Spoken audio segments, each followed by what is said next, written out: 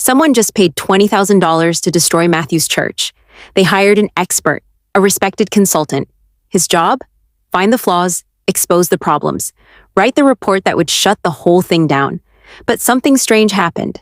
Every time he tried to write a criticism, it turned into a blessing. All week we've been reading Israel's story. A king named Balak hired a prophet named Balaam to curse Israel, but every time Balaam opened his mouth, the curse became a blessing. Enemies trying to stop what God was doing. Failing. Because you cannot curse what God has blessed. Today we're bringing that story into the modern world. This is Matthew's story. This is Riverside's story.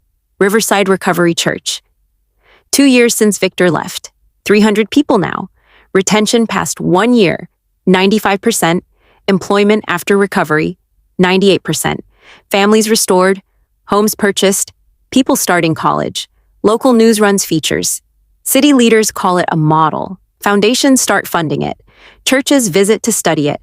And 10 blocks away, Pastor David Chen watches. Frustrated. For 20 years, his church had been the recovery hub. Programs, meetings, counseling. They were the place people came to rebuild their lives.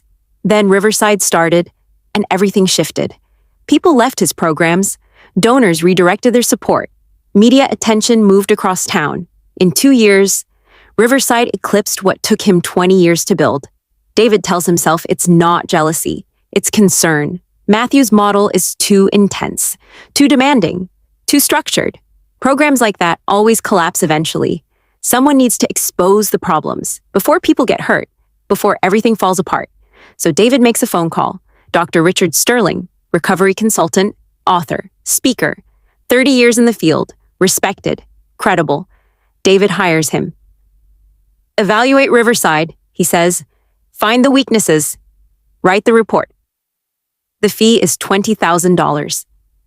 Sterling agrees. He spends a week studying the program, interviewing participants, reviewing outcomes, observing meetings. Then he calls David. The data is remarkable, Sterling says. 95% retention past 1 year. Industry standard is 30.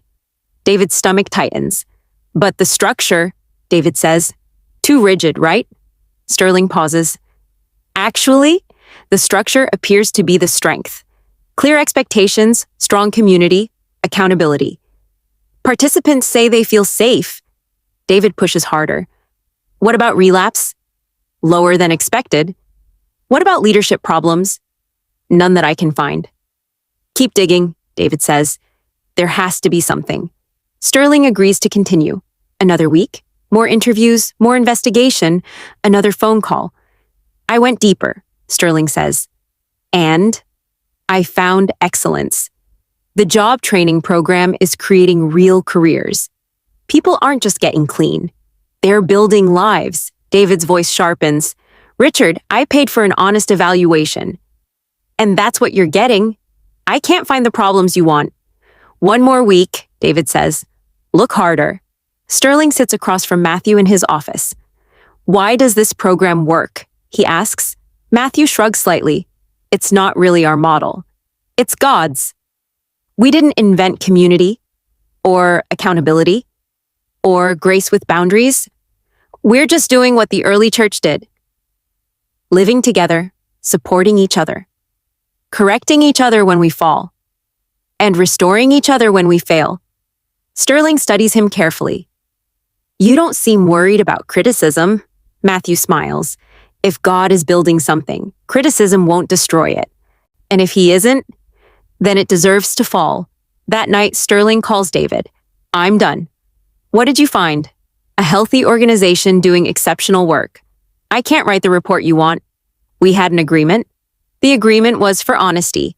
I'm a consultant, Sterling says, not a hitman. David is furious. $20,000, 3 weeks, and no ammunition.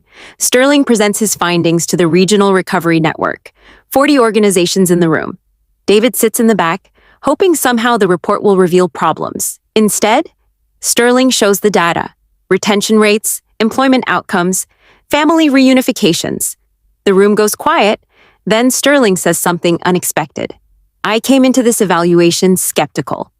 I expected to find problems. I tried to, but I couldn't. He looks around the room. if you're serious about helping people recover, you should pay attention to what Riverside is doing.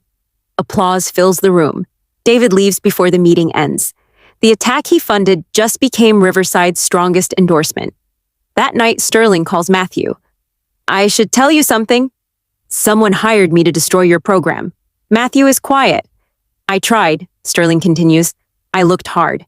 But every criticism I tried to write, the evidence turned it into praise. He pauses. I'm not even particularly religious. But it felt like I couldn't curse what I was supposed to curse. Matthew smiles. Who hired you? I can't say. But be careful, Sterling adds. When people can't destroy something from the outside, they try to corrupt it from the inside. Balaam was hired to curse Israel. He couldn't. Every word became a blessing. Someone paid $20,000 to expose Riverside, and every criticism became an endorsement. Same pattern, same protection. Because some things cannot be cursed when God decides to bless them.